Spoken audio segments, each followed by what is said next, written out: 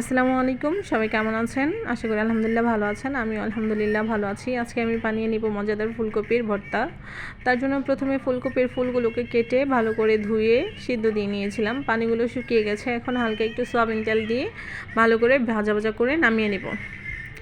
তারপর আমি আগে থেকেই লাল মরিচ, শুকনো মরিচ ভেজে রেখেছিলাম, পেঁয়াজ কুচি করে রেখেছি। ওগুলোকে ভালো করে একসাথে কচলিয়ে লবণ দিয়ে কচলিয়ে নিব।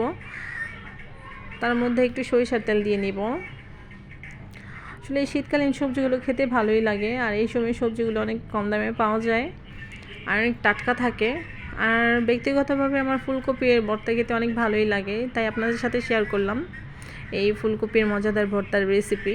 খুবই সহজ।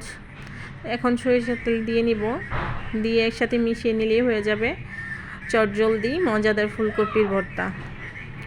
আগে আমি আমাদের বাসায় খেয়েছি, বাট আমার শ্বশুরবাড়িতে নাকি কেউ কখনো খাইনি, তাই আজকে ওনাদের সবাইকে বানিয়ে খাওয়ালাম। আলহামদুলিল্লাহ সবাই অনেক ভালো রিভিউ দিয়েছে, বলেছে অনেক ভালো হয়েছে, মাশাআল্লাহ। তো আপনারা বানিয়ে খেয়ে নেন চটজলদি ফুলকপির ভর্তা, আর আমাকে জানান খেতে কেমন হয়েছে।